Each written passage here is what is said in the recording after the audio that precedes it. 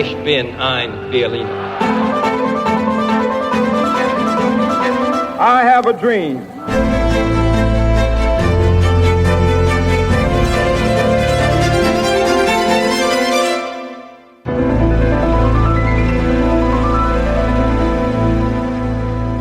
Olá, bem-vindos ao novo episódio de A História Repete-se, com Lourenço Pereira Coutinho e comigo, Margarida Magalhães Ramalho. Olá, Lourenço.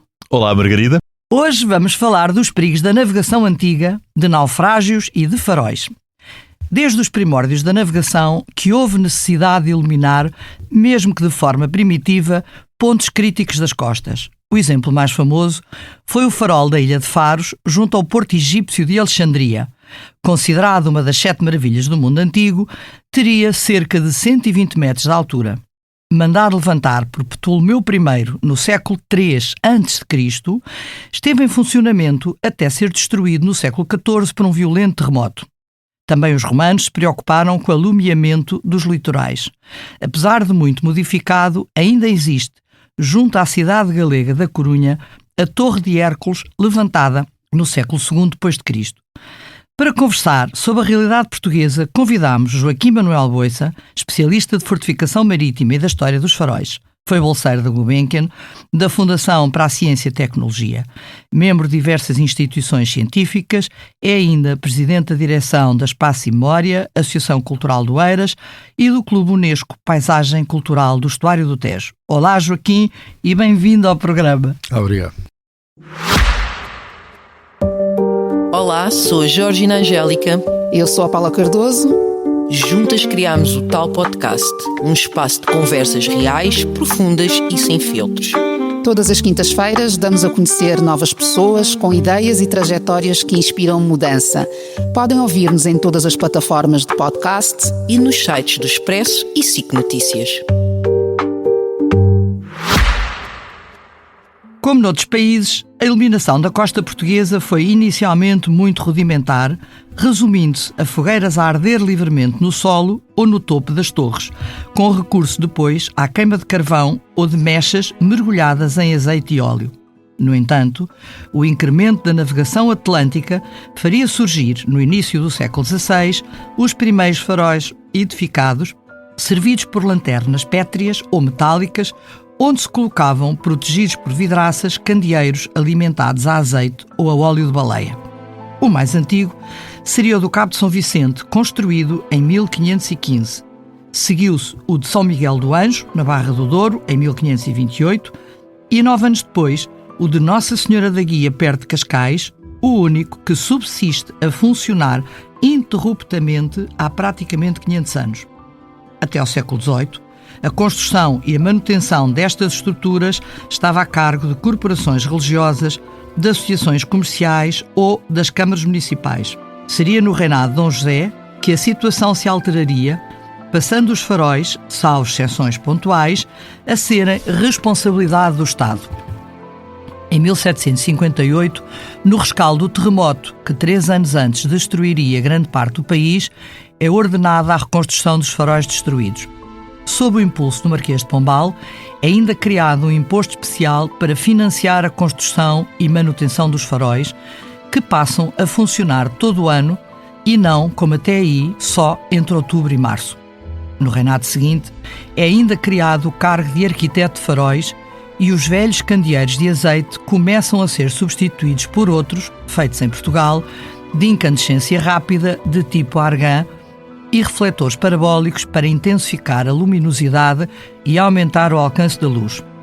As atribulações políticas e financeiras do século XIX determinaram um atraso substancial na modernização dos equipamentos. E enquanto, noutros países, já se usavam lentes de Fresnel e gás como combustível, em Portugal continuava-se a utilizar o azeite e os antiquados candeeiros de argand.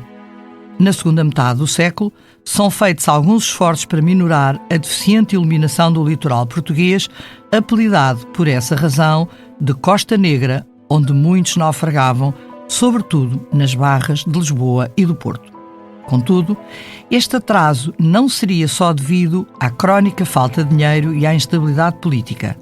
Para tal, contribuiu a manifesta incapacidade dos sucessivos governos liberais em compreender a especificidade dos faróis, a excessiva burocratização do Estado, a diluição das competências provocadas por alterações sistemáticas de tutela e também pela irresponsabilidade ou desleixo daqueles que deixavam, durante anos empacotados, equipamentos novos, entretanto adquiridos. Apesar da boa vontade de quem geriu o Plano Geral de 1866 e da Comissão de Faróis e Balizas criada em 1881, pouco ou nada melhorou até à viragem do século. Finalmente, em 1902, uma nova comissão conseguiria avançar bastante mais. Os aparelhos encaixotados são montados, a utilização do petróleo generaliza-se e são levantados inúmeros faróis em pontos da costa até aí às escuras, nomeadamente no Algarve e nos Açores. O corpo de faroleiros é aumentado e os faróis passavam a ser dotados com oficinas, casas de máquinas, geradores e depósitos de combustível. Em 1924, nasceria a Direção de Faróis, entidade que ainda hoje os tutela e que vai assumir a coordenação e direção técnica de tudo o que diz respeito ao apoio à navegação e ao fornecimento e manutenção de equipamentos. Ao criar, em 1927, a Escola de Faróis, passava também a responsabilizar-se pela formação múltipla em áreas técnica e mecânica dos novos faroleiros, reconhecendo a importância desta profissão para a navegação segura. Hoje, os faróis estão automatizados. Muitos países que tinham por isso prescindido dos faroleiros estão a voltar atrás com esta decisão. É que para quem está em perigo no mar, o importante é, de facto, ouvir uma voz real e não uma máquina. Joaquim, esta linha rápida da constituição dos faróis, mas eu, entretanto, fiquei aqui, há uma dúvida que se me assalta há bastante tempo. Em Portugal, à semelhança do que aconteceu, ou que acontecia muitas vezes noutros países, também se acendiam fogueiras para produzir naufrágios e não para os salvar? Uma boa maneira de começar. Sim, essa prática existiu também em Portugal, está identificada. De alguma forma tinha a ver com a circunstância de boa parte das linhas de costa não estarem sinalizadas e, portanto, a presença de uma luz, e se pensarmos nas épocas em causa, século XVIII, século XIX, por exemplo, em que a linha de costa não estava iluminada, basicamente iluminada, em que até era interior às povoações, e, portanto, nessas circunstâncias, muitas das vezes essa situação ocorria. Isto é, sinalizava-se um ponto da costa para induzir em erro quem navegava, provocando o naufrágio. Com o objetivo de roubar. O objetivo era a carga, era também tudo o resto que envolvesse o próprio naufrágio. Eu, por acaso, numa investigação paralela que fiz há uns anos, detetei uma situação curiosa que foi na Feira de São Pedro, em Sintra. Estavam a ser vendido velame e mastros de um veleiro que tinha, não era dado à costa, tinha sido feito naufragar de propósito, não é? Portanto, essas situações ocorriam com alguma regularidade na costa portuguesa e não só. Ou seja, essa prática até durou até muito tarde, para ainda haver velames e... Não. Essa documento é de 1800, dos anos 40 do século XIX. Mas agora não tenho presente bem a data, mas encontrei naquilo que era o espólio do administrador do Conselho de Sintra. Mas nessa altura, e isto é todo um mundo novo para mim, este é um tema de que eu vos vou ouvir encantado, aliás, porque uma das coisas que eu me apercebi é que há muita gente que tem um fascínio muito grande por faróis. Os faróis, aliás, como estávamos aqui a falar em off, fascinam não só pelo ponto em questão, porque no fundo acabam por ser uma referência e muitas vezes a única referência, e como já disse, nesta altura as linhas de costa muitas vezes até estavam desabitadas, as pessoas viviam mais para o interior, justamente para não terem esse tipo de surpresas, desembarques de indesejados que fossem piratear ou que fossem roubar. E existia também exatamente o contrário, a costa também podia, pelos vistos, aproveitar essas embarcações para as induzir em erro e para depois ficar com o seu espólio. Mas não era natural, e pergunto se havia, por exemplo, aqui uma diferença. Falámos sobretudo em faróis na zona mediterrânica e na zona atlântica, mas a sul. Ou seja, se A norte, pelas próprias condições climatéricas, não seria diferente, por exemplo, no norte da Europa, e se não era de facto mais prudente navegar com luz e depois, durante a noite, estabilizar e esperar pelo nascer do sol do dia seguinte. Ou seja, quando essas coisas aconteciam é porque a embarcação tinha necessidade, ou pela pressa, ou por outro motivo qualquer, de arriscar e navegar à noite. Não, é um facto. Essa situação que coloca está bem colocada, porque, como é óbvio, navegando-se de dia, sobretudo, a indução em erro, sendo noturna, quer dizer que se estafa a navegar à noite. Só que é a aproximação às barras. Por exemplo, na Barra de Lisboa, até ao século XVI, não se entrava de noite, por exemplo. Pois. Portanto, havia portos de espera, digamos assim, como era Cascais, assim como noutros, a aproximação à costa poderia proporcionar o lançar ferro e aguardar, não é? Muitas das vezes procurava-se um local mais apropriado precisamente para fazer isso mesmo, lançar ferro, não é? Exato. E portanto todas essas situações eram aproveitadas, mas quando há bocado referenciei aquele exemplo em Sintra, tem a ver com navegação de cabotagem, navegação de porto a porto, barcos de pequeno, médio porte. Os de grande porte tinham o mesmo circuito que podia ser de cabotagem, mas estimavam melhor os seus tempos de viagem, etc, etc. Só se estivessem momentaneamente enquadrados numa tempestade que atrasasse ou não atrasasse, mas é um facto isso, é um facto. Portanto, toda essa evolução, como disse, passou de rudimentares fogueiras para estruturas já com um local escolhido. Isso terá sido sobretudo a partir do século XVI, certo? Portanto, no tempo medieval seria por fogueiras rudimentares. Ou as tais mechas com óleo. Que se juntam, pelo menos aqui na zona de Cascais e de Lisboa também, com um foco nas fortificações e uma aposta nas fortificações da zona de costa. Portanto, no fundo, evoluíram também em paralelo e provavelmente em consonância. Em consonância, dado o sítio privilegiado onde se encontravam, estrategicamente apropriado, seja para defender, seja para sinalizar, não é? Mas retomando uma ideia que ficou suspensa, é curioso verificar que a tal diferença entre os países do Norte e os países do Sul / Mediterrâneo foi nos países do Mediterrâneo que se desenvolveu as torres com lanterna e não no Norte da Europa. O que é interessante, quer dizer, nos países onde até o clima era mais instável, mas aí era a queima aberta. Isto é, torres com queima aberta.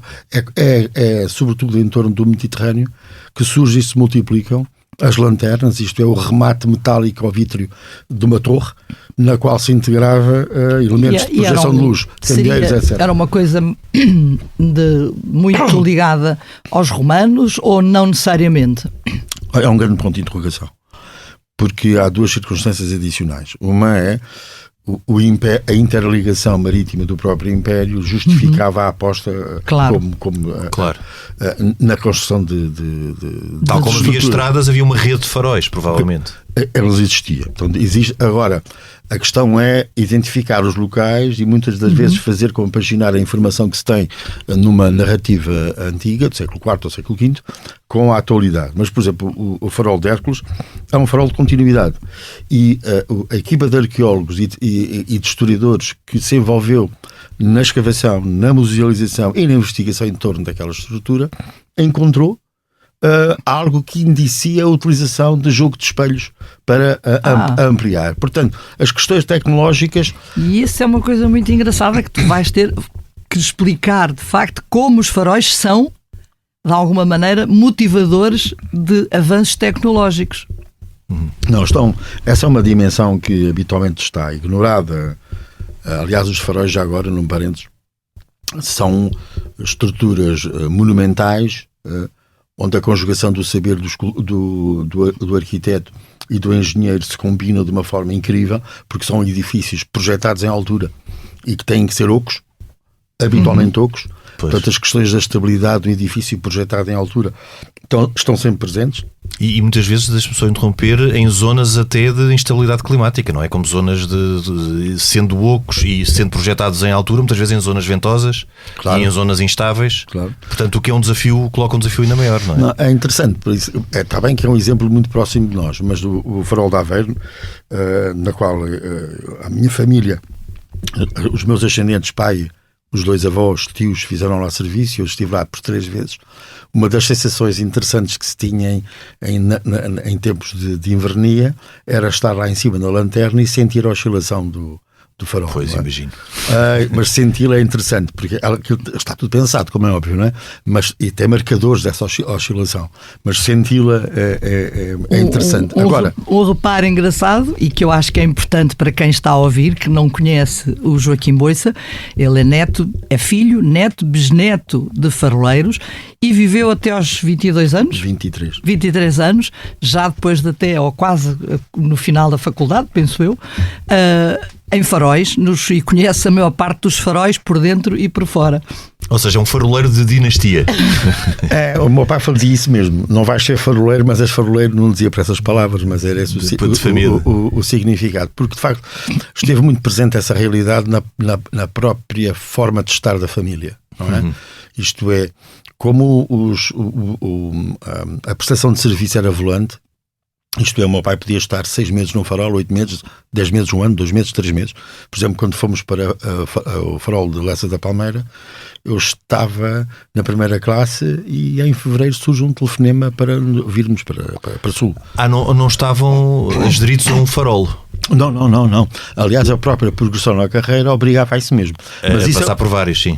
Mas isso é a realidade sociológica que se inicia em finais do século XIX e depois se acentua no século XX. Antes, o próprio edifício do guarda de farol, e não faroleiro, era, no fundo, comparado, entre aspas, havia um alvará de exercício do cargo e alguém o exercia comprando. Como numa série de outras funções no antigo regime, de correio-mor.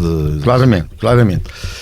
Não, em relação à questão dos faróis enquanto espaço de experimentação, porque o foram durante muito tempo, até ver precisamente com aquilo que era a sua importância nos complexos navegacionais das nações marítimas, porque se atendermos à circunstância de ainda hoje, 90% do comércio estabelece, a economia mundo estabelece o comércio marítimo, 90% da mesma. Não interessa agora os valores por correspondência a outras épocas históricas. Era no comércio marítimo que a economia assentava.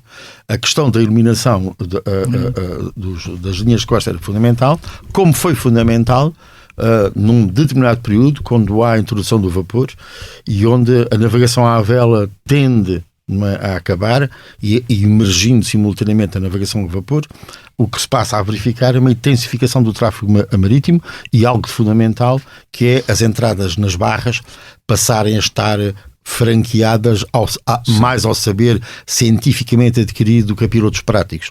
Claro. Por exemplo. E é essa situação, não por acaso, que vai originar o maior número de naufrágios. Isto é a confiança absoluta que um comandante do navio deposita no seu saber.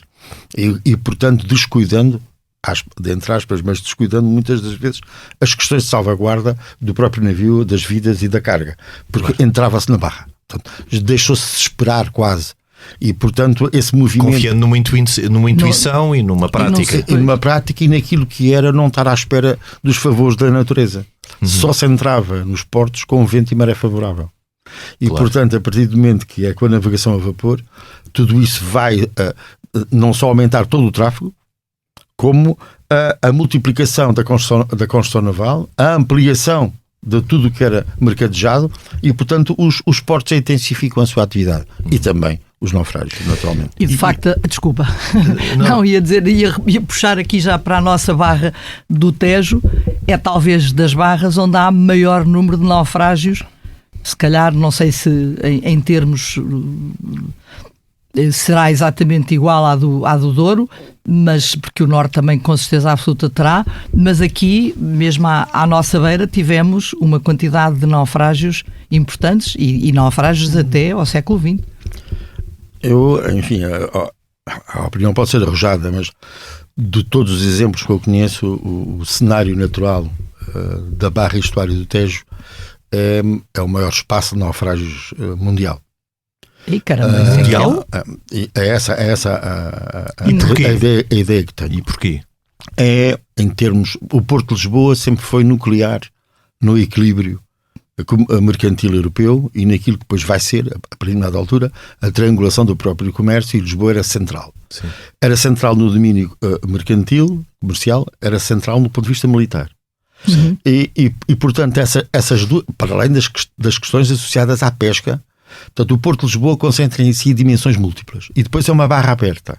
É uma barra como não existe em comparação com o continente europeu. Portanto, é uma barra muito aberta, entre cabos. E isso configura um maior grau de dificuldade na entrada na barra. É isso pelos bancos de areia, pelos... Precisamente. E as correntes. Porque só se entrava no Porto de Lisboa, ou vencia-se a barra, com maré de enchente e vento favorável, sobretudo quadrante norte. De outra maneira não se entrava. É algo que é negligenciado muitas das vezes quando se faz até, enfim, se pretende historiar os tempos de viagem das nossas naus, seja do Brasil, seja da Índia. É o tempo de... É o tempo de espera. Que podia ser 2 semanas, 3 semanas.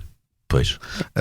Alguns diários de bordo revelam isso mesmo. Isto é, as naus chegavam a Cascais, viam perto de Cascais, ou entre cabos. O tempo não era favorável e o que faziam era um trânsito habitualmente entre Peniche, Setúbal, à espera, não é? E daí a perigosidade. Quando o tempo era de facto genericamente desfavorável, muitas das vezes faziam uma aproximação à barra.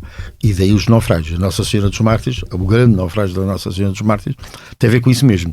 Porque o Porto de Cascais é um porto de espera, de resguardo, mas cala pouco. Isto é, aquilo que eram as naus, as grandes naus, ou outros grandes navios que não naus, para lançar ferro em Cascais é difícil. Tinham que ser estivados à proa e à ré, não é? E lateralmente. E só depois é que poderiam seguir viagem. É interessante porque quem não está por dentro destas matérias pensaria, por intuição, que no Atlântico Norte, os portos mais a norte, com um tempo mais instável, poderiam eventualmente ser mais complicados, mas muitas vezes até têm correntes. Estou-me a lembrar até de zonas, também deve ser perigoso de navegar o Canal da Mancha, mas por exemplo no norte de Espanha, a corrente do Golfo da Biscaia também cria ali zonas talvez de mais fácil de navegação do que a nossa costa atlântica, que virada a oeste é muito batida pelo vento.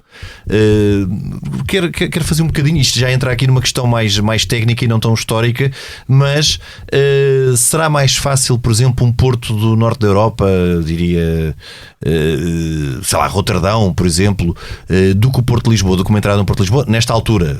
Agora, obviamente, com a moderna tecnologia não haverá esses problemas. Não, é que as questões de uma barra aberta aparentemente facilitariam. Pois, era o que eu diria à partida. Mas não, porque existe algo, porque as nossas barras portuguesas e boa parte da Europa também são, mas há portos que não são fluvio-marítimos. E, portanto, é no funcionamento hidrológico da Barra do Tejo, isto é, a combinação das águas doces com as águas salgadas. Claro. E essa interação. Esse encontro do rio com o oceano, sim. É que acentua essa perigosidade. Porque, por exemplo, para quem navega na Barra do Tejo, eu conheço a Barra do Tejo, experimentando, que eu tive a oportunidade de experimentar, porque o meu irmão é pescador profissional, fiz pesca profissional, e ali na zona da Barra, e portanto esse conhecimento prático eu tive, não é? Que é, por exemplo, nos períodos de muita chuva, períodos de inverno, mas mesmo também já entrarmos na primavera, a quantidade de água doce conduzida pelo rio acabava por fazer uma parede maior àquilo que é a sucessão diária das marés, demorando, a própria maré oceânica e tornando mais densa a própria água que chega à Barra do Tejo. Vencer a Barra do Tejo é que é o grande problema. Pois. Porque uma nau, e é preciso também ter consciência de questões navegacionais e da arte de navegar, porque, por exemplo, as naus não bolinam. As naus não bolinando, a entrada na Barra do Tejo tinha que ser muito bem calculada. Tinham que sair de Cascais ou próximo do mar de Cascais com 1h30, 2 horas de enchente, para chegar à barra com a força da maré e depois então entrar. É um exercício de precisão. É um exercício de precisão. E ao contrário do que se pensa, o tabelamento de marés recuou ao século XVI. Portanto, era conhecido. Só havia essa necessidade. Havia essa necessidade absoluta, claro. Não é? Claro, Mais uma vez é a necessidade que puxa. Claro. E ali os grandes naufrágios, no fundo, tem a ver, na Barra de Lisboa, tem a ver com o quê? Com as condições hidrológicas. Desconhecimento dos locais e das correntes. E por isso o funcionamento dos pilotos práticos, de Cascais e de Alfama. Eram as duas grandes comunidades de pilotos. Até meados do século XIX.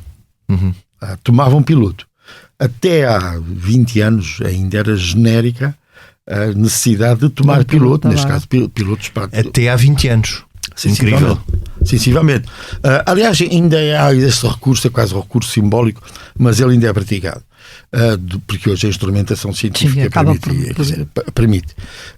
Mas de qualquer modo, portanto, existe essa circunstância que tem a ver com o funcionamento hidrológico e depois aquilo que há bocado de referência é. A partir do momento em que os pilotos práticos são porque tudo coincidiu no tempo. A dispensa dos pilotos práticos e a emergência da pilotagem científica, mas que demora o seu tempo a formar os pilotos, e depois o aparecimento dos barcos a vapor, não é? E a multiplicação gigantesca de barcos a vapor. Tudo isso coincidiu. E por isso é que os anos 40, 50, 70, 80, 90 do século XIX são as grandes décadas dos naufrágios em Lisboa. E, no entanto, também durante essa época, os avanços na propagação dos faróis e na sua modernização, curiosamente em Portugal, foi bastante fraca.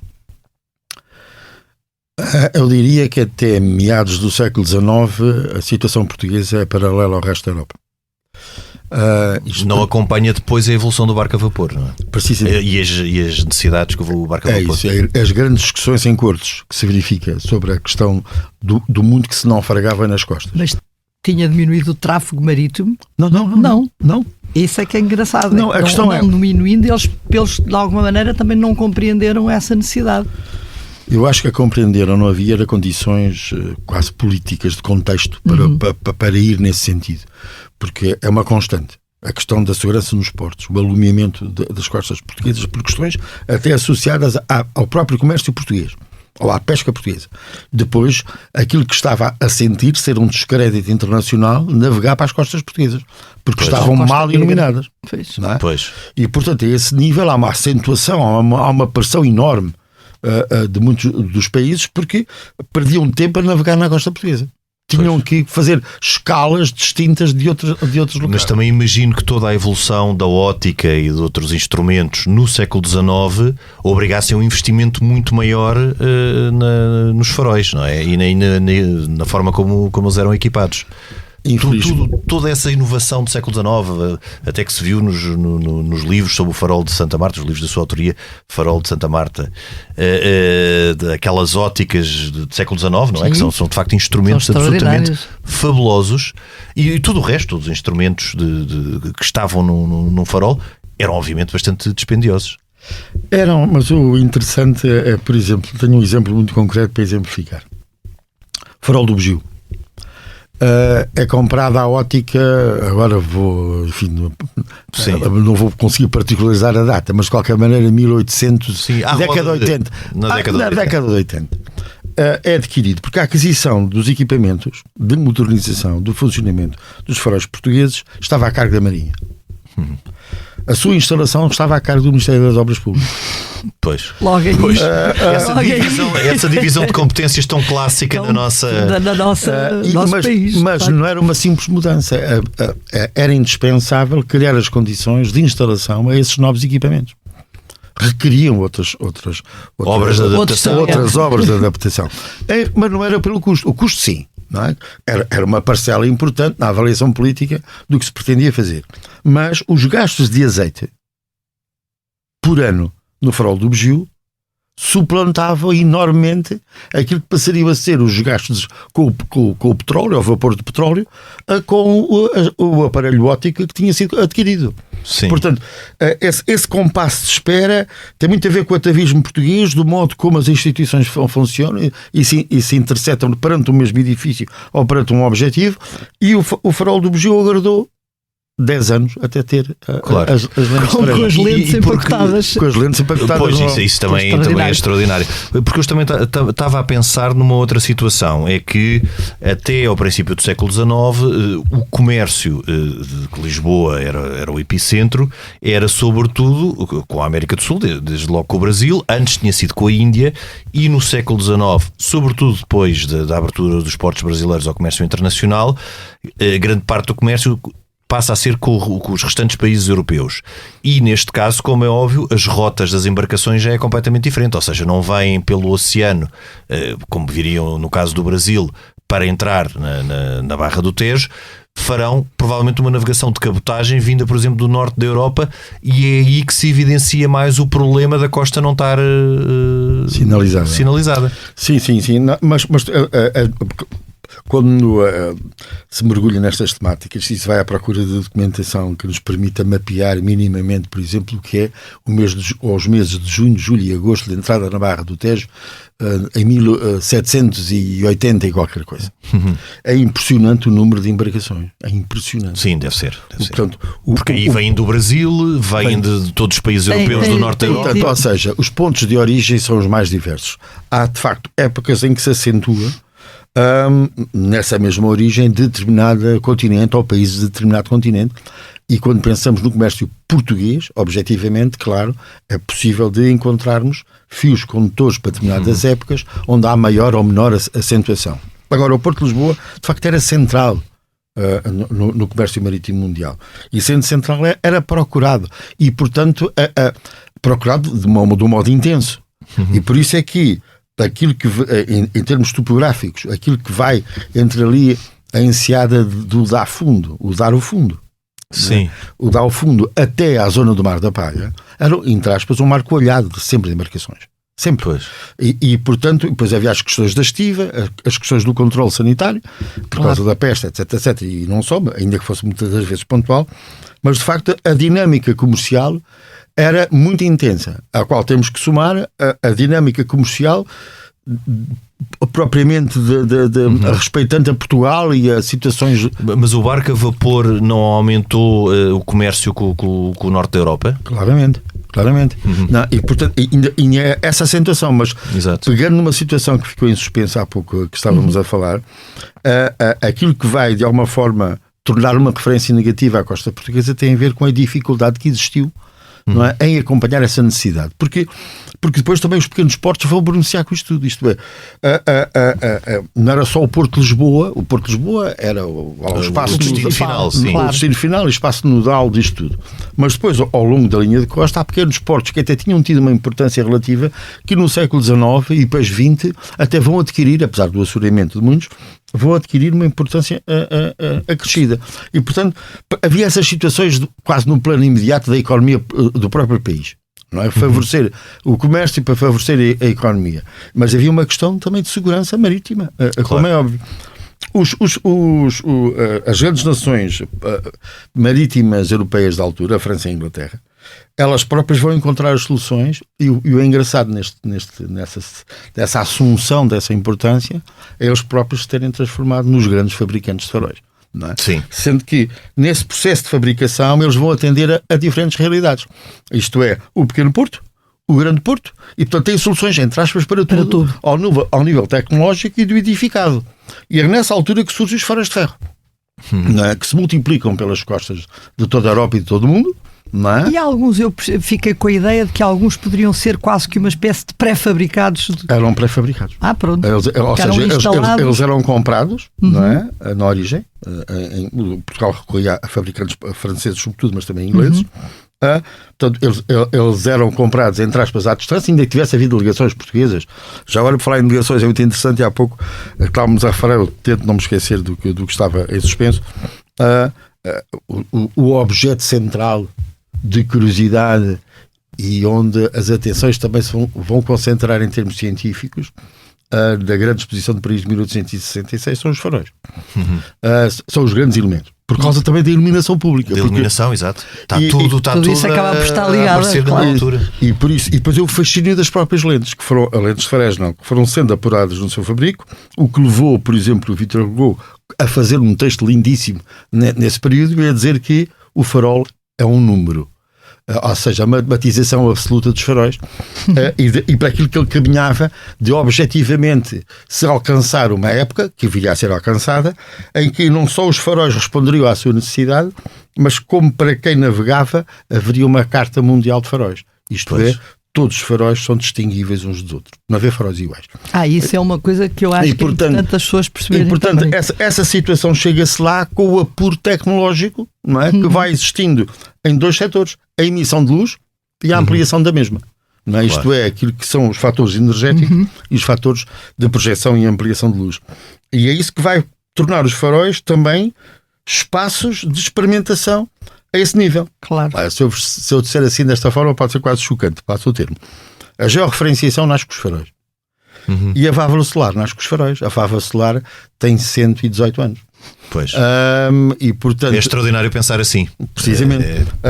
E se olharmos para aquilo que são instrumentos básicos do dia-a-dia do nosso cotidiano lúdico, uma máquina fotográfica, não é? As questões prismáticas associadas à máquina fotográfica foram, de certa forma, decorrentes do próprio apuro formal das lentes de Fresnel, não é? Portanto, há aqui uma multiplicidade... entrecruzar de tudo. De situações. Mas há bocado falaste uma coisa que eu acho que a maior parte das pessoas não sabem, é que não há nenhum farol com a luz igual.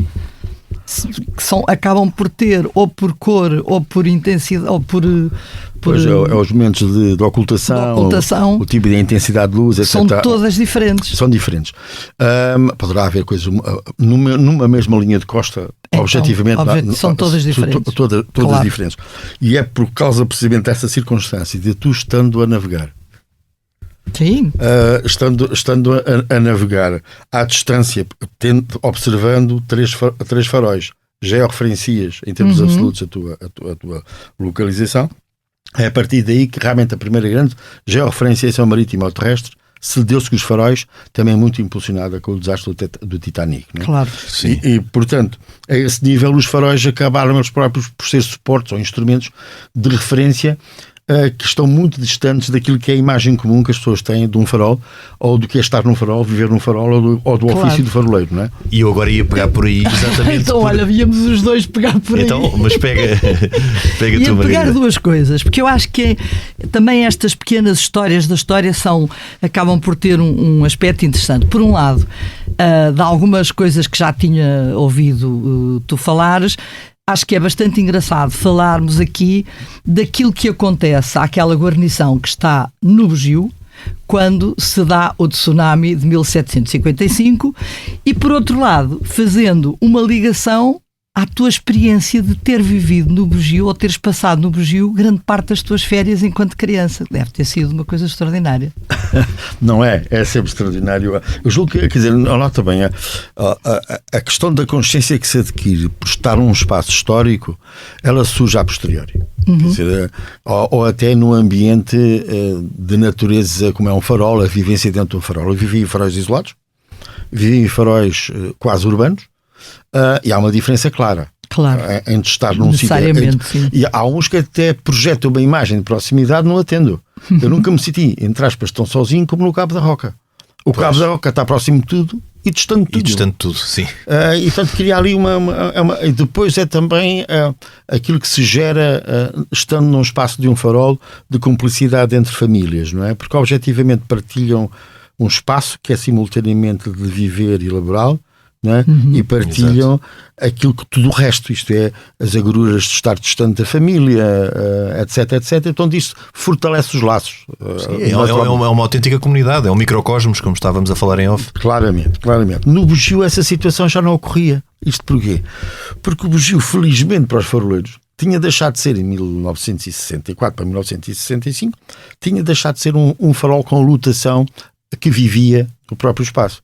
Passou a introduzir-se o sistema de rendição, portanto são 6 faroleiros, 3, 4 dias, 3 outros 4 dias. Portanto, rodavam entre si, não com as famílias. No verão, aí o Bugio transformava-se num espaço de férias, num espaço de férias, não é? E portanto, o que é que... Uma estância turística. Não, era incrível aquilo que proporcionava, porque os meus primos, etc., claro, éramos muitos, os nossos pais acabavam por organizar, porque os faroleiros é que tinham que proporcionar aos outros faroleiros o tempo de férias. Não é? Portanto, o que é que se passava? Os tais 6 eram 4 durante os períodos de verão e acumulando serviço.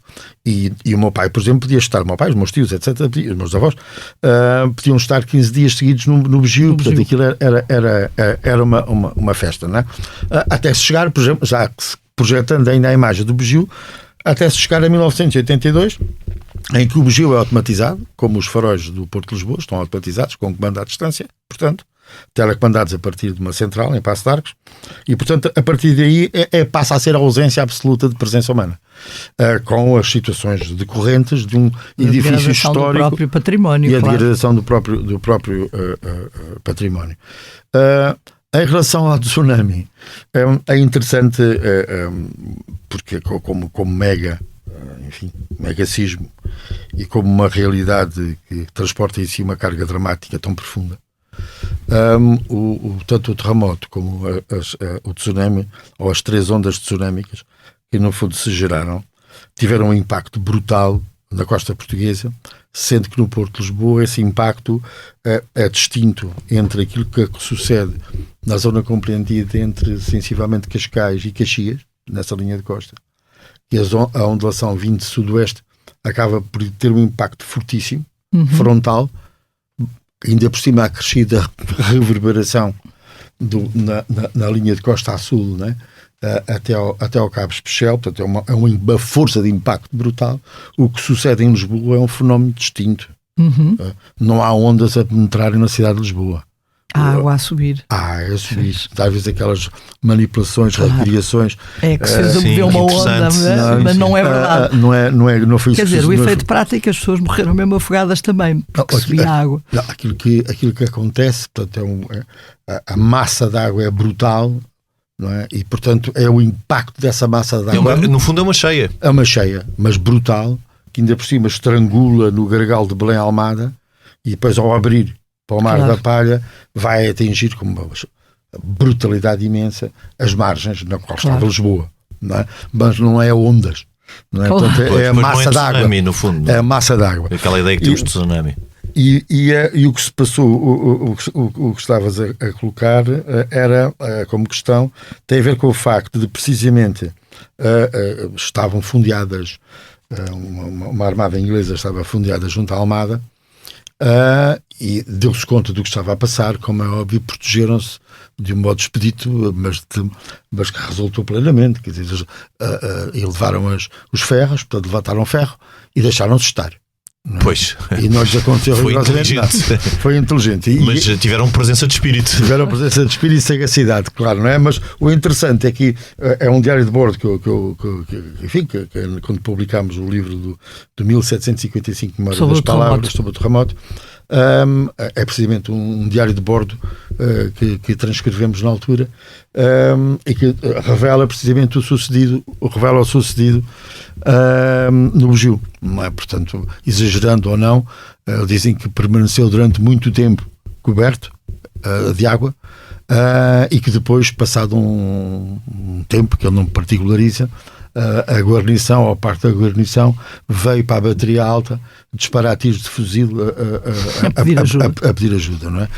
Já lá estava um faroleiro, não sei o que é que se terá passado com o dito, mas de qualquer maneira, há bocado quando falávamos em situações de faróis e fortificações, o interessante é que os faróis vão aproveitar a localização estratégica ao nível da sinalização marítima das fortificações e instalam uma unidade de alumiamento e sinalização. Mas eram corpos estranhos dentro daquela unidade, fortificada, que era militar. E, claro. portanto, houve muitas das vezes zonas de conflito entre comunidades. Entre as comunidades. Entre as comunidades, Claro. porque o faroleiro estava sempre presente. Não é? Claro. E isso muda no tempo liberal, e a idade de ouro dos faróis, pelo que eu me apercebi, terá sido então entre as últimas décadas do século XIX e o quê? Segunda metade do século XX. Quando é que a automatização deixou de tornar os faróis ou tornou os faróis mais um monumento e algo que faz parte do património do que uma estrutura funcional de ajuda à navegação? A criação da rede de faróis, né, com avanços pontuais até meados do século XIX, porque aquilo que foi a mobilização pombalina para a reconstrução, que não é de Lisboa, no fundo é a reconstrução da operacionalidade portuária portuguesa, porque isso está em causa, não é? Na qual os faróis se vão inscrever. E, portanto, o tal Alvará de 1758, que no fundo é uma referência absoluta, quase quando se faz história sobre os faróis, é uma recomendação em torno da necessidade objetiva de, com alguma rapidez, Lisboa, Setúbal e a Barra do Porto, e também as Berlengas, serem prioritárias na capacidade portuguesa de reorganizar a sua sinalização noturna, não é? E depois a seguir são dados passos.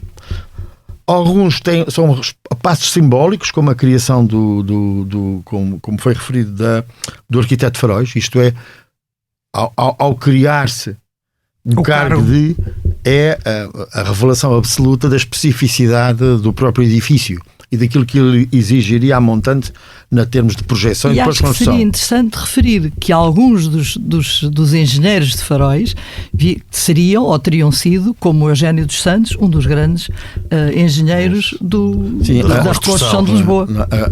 Essa foi uma das situações, curiosamente, no meu percurso mais a Fátima Barros, no percurso de investigação, que foi interessante, que foi essa realidade, tropeçámos nela a primeiro acaso, isto é, de perceber que a Junta de Comércio, ao nível do edificado portuário, mas especificamente do edificado Faróis, ter colocado essa responsabilidade, sobretudo no Eugénio dos Santos, mas também do Manuel Reinaldo dos Santos e outros arquitetos pombalinos. Portanto, ou seja, eles vão projetar não só edifícios funcionais, mas estruturalmente complexos e belos, não é? Portanto, tinha que ser o melhor do melhor. O farol de Nossa Senhora de Guia a esse nível é um exemplo excepcional daquilo que é o cruzamento da arte de um arquiteto a projetar um edifício funcional como é um farol. Depois, dando saltos rápidos no tempo, de facto, em meados do século XIX, Portugal já estava distante, começava a estar distante da realidade europeia. Do que estava a fazer no resto da Europa. E, portanto, vai demorar a recuperar esse tempo perdido, sendo que uma das estratégias foi a criar faróis, para alguns portos, faróis de ferro, precisamente. Isto é, e o que é interessante, uma ponta para a importância patrimonial desses mesmos faróis. Foram situações de recurso, como muitas das vezes a portuguesa se transformaram em soluções. Ponto. E, portanto, o que é que acontece? Hoje Portugal detém dos conjuntos mais monumentais e significativos de faróis de ferro. Claro. Por exemplo, supostamente provisórios que se tornaram permanentes.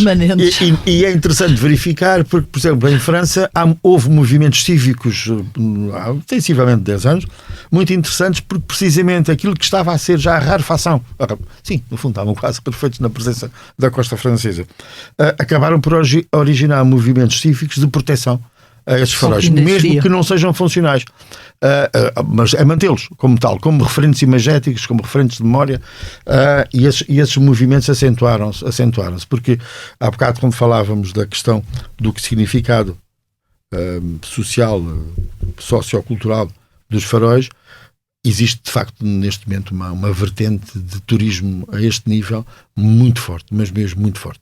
E aqui fica também a nossa sugestão para que visitem os faróis. Que podem ser visitáveis, e que olhem para eles também, não só como instrumentos fundamentais do passado, mas como património e que importa preservar e conhecer. E só uma pequena coisa, um alerta, porque a associação a que o Joaquim Boissa preside, a Associação Cultural do Eiras, organiza no final de julho, princípio de agosto, portanto isto é sujeito a inscrição, visitas ao Farol do Bugio, o que é um espaço extraordinário e é uma oportunidade para quem nunca lá foi. E é um excelente programa para o verão. Para o verão. Aqui fica a sugestão. Então, antes de terminarmos o nosso episódio, gostaria só de ler um pequeno texto, porque tem graça, sobre o farol de Nossa Senhora da Guia em 1580.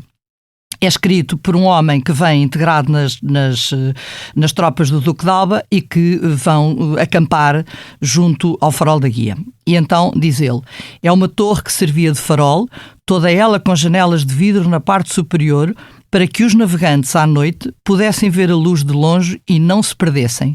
Na capela vivia um ermita de boa vida, com barba e cabelo até à cintura, que se encarregava de acender naquela lanterna, todas as noites em que escurecia, um feixe de lenha, para o que a torre recebia uma renda. Joaquim Boissa, foi um gosto grande tê-lo no programa. Margarida, nós até para a semana. Nós voltamos na próxima semana, noutro tempo e noutro espaço. Este episódio conta com a gravação e sonoplastia de Tomás Delfim, capa de Tiago Pereira Santos, coordenação de Joana Beleza e direção de João Vieira Pereira. Eu sou o Lourenço Pereira Coutinho, este é o podcast A História Repete-se. Voltamos na próxima semana, mas até lá, siga-nos nas apps de podcasts e nas redes sociais do Expresso. Se tiver sugestões ou ideias que queira partilhar com a equipa de podcasts, envie um e-mail para podcasts@empresa.pt.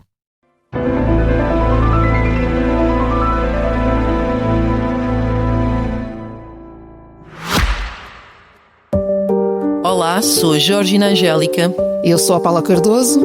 Juntas criámos o Tal Podcast, um espaço de conversas reais, profundas e sem filtros. Todas as quintas-feiras damos a conhecer novas pessoas com ideias e trajetórias que inspiram mudança.